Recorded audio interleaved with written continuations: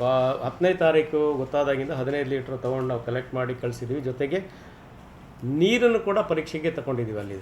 ಅಲ್ಲಿಯ ನೀರು ಏನು ಬಳಸ್ತಾರೆ ನೀರನ್ನು ಕೂಡ 5 ಮಾದರಿಗಳ ನೀರುಗಳನ್ನ ಪರೀಕ್ಷೆ ಮಾಡಿದ್ದೀವಿ. ಜೊತೆಗೆ ರೋಗಿಗಳು ಏನು ಚಿಕಿತ್ಸೆ ಪಡೀತಾ ಇದ್ದಾರೆ ಅವರದ ರಕ್ತ ಮತ್ತು ಮಲದ ಮಾದರಿಗಳನ್ನು ಪರೀಕ್ಷೆ ಕಳಿಸಿದ್ದೀವಿ. ಒಂದಷ್ಟು ರಿಪೋರ್ಟ್ ಬಂದಿದೆ, ಕಾಲ್ರಾ ಇಲ್ಲ ಅಂತ ಬಂದಿದೆ. ಸೊ ಮತ್ತು ಬೇರೆ ಯಾವುದು ಬ್ಯಾಕ್ಟೀರಿಯಾ ಅಂತ ಹೇಳ್ಬಿಟ್ಟು ಅದು ಕಲ್ಚರ್ ಮಾಡ್ತೀವಿ. ಕಲ್ಚರ್ ಮಾಡೋದಕ್ಕೆ ಅಟ್ಲೀಸ್ಟ್ 1 ವೀಕ್ ಬೇಕಾಗುತ್ತೆ ಅದು.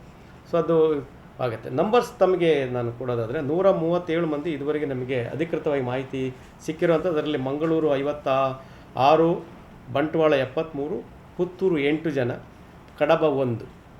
ಇನ್ನು ಅದರಲ್ಲಿ 84 ಮಂದಿ ಒಳರೋಗಿಗಳಾಗಿ ಮತ್ತು 53 ಮಂದಿ ಹೊರರೋಗಿಗಳಾಗಿ ಚಿಕಿತ್ಸೆ ಪಡೆದಿದ್ದಾರೆ.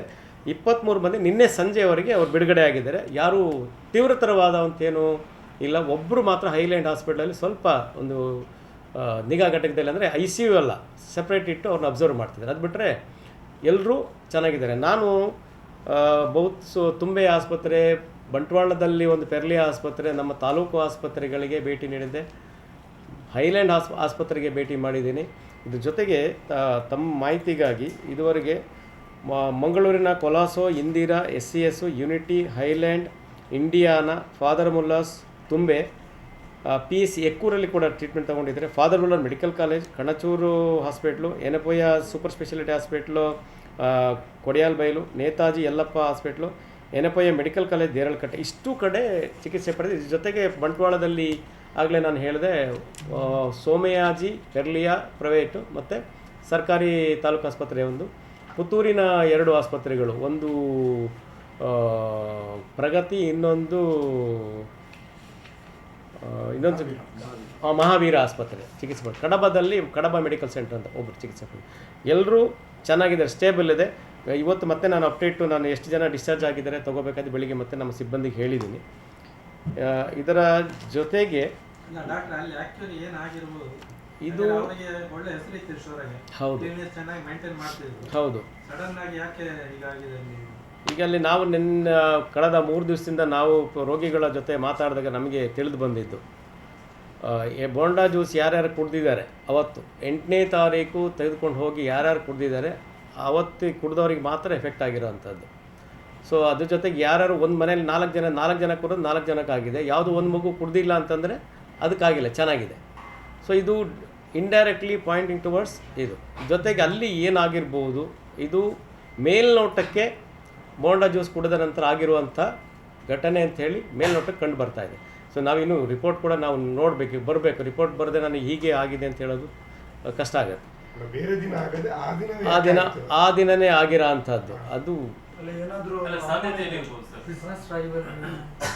ಅಲ್ಲ. ಅದು ಆದ ಸಂದರ್ಭದಲ್ಲಿ ಏನಾದರೂ ಜ್ಯೂಸಲ್ಲಿ ಕೆಲವು ಸಂದರ್ಭ ತಗೊಂಡೋಗಿ ಮನೇಲಿಟ್ಟು ತಡವಾಗಿ ಕುಡ್ದಿರೋವಂಥದ್ದು ಅಥವಾ ಅಲ್ಲ ಹೇಳಿ ನಾನು ಸಾಧ್ಯತೆಗಳು ಹೇಳ್ತಾ ಇದ್ದೀನಿ. ಅಥವಾ ಆ ಸಂದರ್ಭದಲ್ಲಿ ಆಗಿರುವ ಪರ್ಟಿಕ್ಯುಲರ್ ಬ್ಯಾಚ್ ಏನು ಮಾಡ್ತಾರೆ ಬೋಂಡಾ ಜ್ಯೂಸ್ ಏನಿರುತ್ತೆ ಅದು ಸ್ವಲ್ಪ ವ್ಯತ್ಯಾಸ ಆಗಿರ್ಬೋದು, ಇದು ಸಾಧ್ಯತೆ ಇದೆ. ಯಾಕೆಂತಂದರೆ ಯಾರ್ಯಾರು ತೊಗೊಂಡೋದು ಎಲ್ರಿಗೂ ಆಗಿದೆ. ಸೊ ಆ ಒಂದು ಪರ್ಟಿಕ್ಯುಲರ್ ಬ್ಯಾಚ್ ಏನು ಬಳಸಿದ್ದಾರೆ ಆ ಬ್ಯಾಚಲ್ಲಿ ಬೋಂಡಾ ಜ್ಯೂಸ್ ವ್ಯತ್ಯಾಸ ಆಗಿರ್ತದೆ. ಅದು ರಿಪೋರ್ಟ್ ನೋಡೋಣ ಏನಾಗುತ್ತೆ ನೋಡೋಣ. ಸಾಧ್ಯತೆ ಇದೆ. ಈಗ ಅಂದರೆ ಸದ್ಯಕ್ಕೆ ಇನ್ಮೇಲೆ ಜಾಸ್ತಿ ಆಗಲಿಕ್ಕಿಲ್ಲ. ಅದೇ ಈ ಸದ್ಯಕ್ಕೆ ಇದು ಅದಕ್ಕೆ ಅಂದರೆ ಈಗಿದ್ದು ನಾವಂದರೆ ಎಲ್ಲ ಕಡೆ ನಾವು PSC ಡಾಕ್ಟರ್ಸ್ ಫಸ್ಟು ನಮಗೆ ಫಸ್ಟ್ 10ನೇ ತಾರೀಕು ನಾನು ಕೊಟ್ಟಾಗ 15 ಇತ್ತು. ಹೌದು 37. ಅದಕ್ಕೆ ನಾವು ಅಪ್ಡೇಟ್ ತಗೊಳ್ತಾ ಇದ್ದೀನಿ. ನಾನೇನು ಮಾಡಿದ್ದೀನಿ, ಎಲ್ಲ ತಾಲೂಕು ಆರೋಗ್ಯ ಅಧಿಕಾರಿಗಳು ಮತ್ತು ನಾವು ವೈದ್ಯಾಧಿಕಾರಿಗಳಿಗೆ ಹೇಳಿ, ನಮ್ಮ ಆಶಾ ಕಾರ್ಯಕರ್ತರುಗಳಿಗೆ ಆಯಾ ಗ್ರಾಮಗಳಿಗೆ ಎಲ್ಲೆಲ್ಲಿ ಗ್ರಾಮಗಳಿಗೆ ಕಣ್ಣೂರು, ಪುದು, ಮಂಚಿ, ಈ ರೀತಿ ಬಂಟ್ವಾಳ ತಾಲೂಕಲ್ಲಿ ಸ್ವಲ್ಪ ಏನು ಜಾಸ್ತಿ ಇದೆ ಅಲ್ಲೆಲ್ಲ ಹೇಳಿ ನಾನು ಅಪ್ಡೇಟ್ ಮಾಡ್ಕೊಳ್ತಾ ಇದ್ದೀನಿ. ನಂಬರು ಹೊಸದಾಗಿ ಬರೋ ಸಾಧ್ಯತೆ ಕಡಿಮೆ ಇದೆ. ಯಾಕೆಂದರೆ ಈಗಾಗಲೇ 3-4 ದಿವಸ ಆಗಿರೋದ್ರಿಂದ ಹೊಸದಾಗಿ ಪ್ರಕರಣ ವರದಿ ಆಗಲಿಕ್ಕಿಲ್ಲ. ಆದರೆ ಈ ಹಿಂದೆ ಬಾಧಿತರಾಗಿದ್ದವ್ರ ಸಂಖ್ಯೆ ತೊಗೊಳ್ಬೋದು.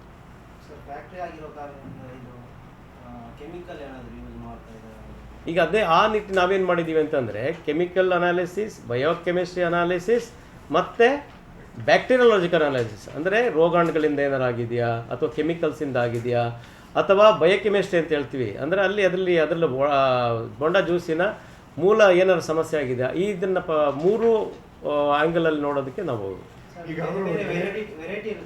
ಅಂದರೆ ಬೋಂಡಾ ಜ್ಯೂಸ್ ಇರುತ್ತೆ, ಅಂದರೆ ಬೇರೆ ಐಸ್ ಕ್ರೀಮ್ಸ್ ಇರುತ್ತೆ, ಆದರೆ ಬೋಂಡಾ ಜ್ಯೂಸಲ್ಲಿ ಮಾತ್ರ ಈ ಥರ. ಈಗ ಅದು ಎಲ್ಲ ನಮಗೆ ಹಿಸ್ಟ್ರಿ ಬೋಂಡಾ ಜ್ಯೂಸ್ ಕಡೆ ಇರೋದ್ರಿಂದ ಅದನ್ನು ಮಾಡಿದ್ದೀವಿ ಅಷ್ಟೇ.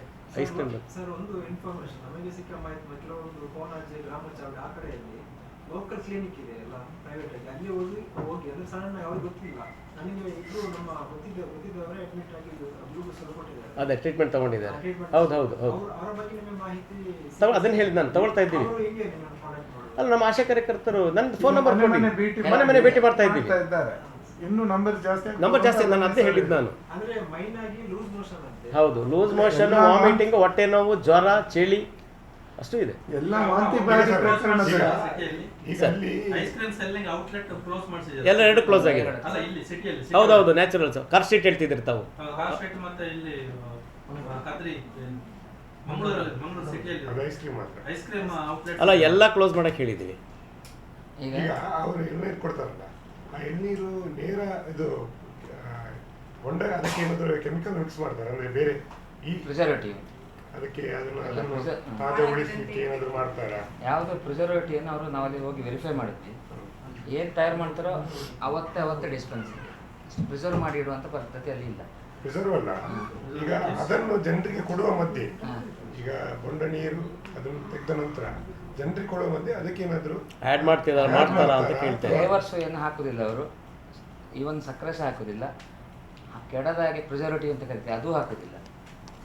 ಏನು ಹಾಕೋದಿಲ್ಲ, ಖಾಲಿ ಬೊಂಡ ನೀರು ಜಸ್ಟ್ ಹಾಗೆ ಬರ್ತಿದ್ದಂಗೆ ನೀರು ಕಲೆಕ್ಟ್ ಆಗ್ತಿದ್ದಂಗೆ ಫಿಲ್ಟರ್ ಆಗ್ತಾ ಸೀದಾ ಡೈರೆಕ್ಟ್ ಸಿಸ್ಟಮ್ಯಾಟಿಕ್. ಈ ಇಶ್ಯೂ ಆದ ನಂತರ ತಾವು ಪರಿಶೀಲನೆ ಮಾಡಿದ್ವಿ. ಇದಕ್ಕಿಂತ ಮುಂಚೆ ಏನಾದರೂ ತಾವು ತಮ್ಮ ರ್ಯಾಂಡಮ್ ಆಗಿ ಹೀಗೆ ವಿಸಿಟ್ ಮಾಡುವ ಎಲ್ಲಿ ಅಲ್ಲಿಗೆಲ್ಲ ಬೇರೆ ಗದೆ. ಹೌದು, ಅದು ನಾವು ಇಯರ್ ಅಲ್ಲಿಗೆ ವಿಸಿಟ್ ಮಾಡ್ತೀವಿ. ಎವ್ರಿ ಇಯರು ಒನ್ಸ್ ಫುಲ್ ಆಡಿಟಿಗೆ, ಪ್ಲಸ್ ಈಗ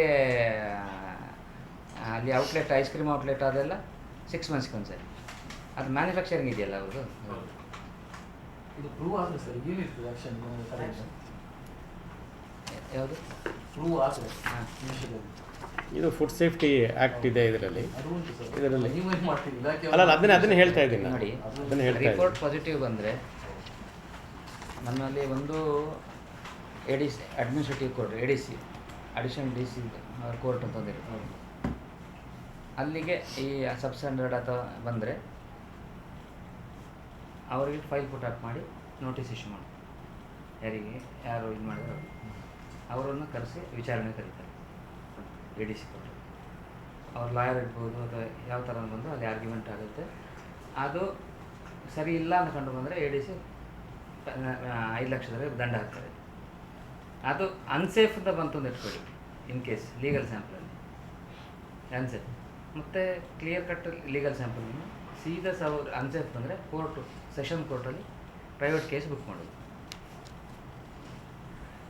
ಕೋರ್ಟ್ ತಂದು ಇಟ್ಟಿದ್ದು ಆ ಕೇಸ್ ನಾವೇ ಫೈಲ್ ಮಾಡೋದು ಪ್ರೈವೇಟ್ ಕೇಸಲ್ಲಿ. ಈಗ ಅವರನ್ನು ಓಪನ್ ಮಾಡಲಿಕ್ಕಿಲ್ಲ ಸದ್ಯಕ್ಕೆ ತಾತ್ಕಾಲಿಕವಾಗಿ. ಇದೇನೋ ಅನ್ಸೇಫ್ ಅಂತ ಬಂದರೆ ಪ್ರಾಡಕ್ಟ್ ಕೂಡ ಮಾಡಲಿಕ್ಕಿಲ್ಲ, ಇಲ್ಲ, ಯಾವುದು ಮಾಡ್ತಾ ಇಲ್ಲ. ಅನ್ಸೇಫ್ ಅಂತ ಬಂದರೆ ಮತ್ತೆ ಇದು ಅದೇ ಅವ್ರು ಹೇಳಿದ್ರಲ್ಲ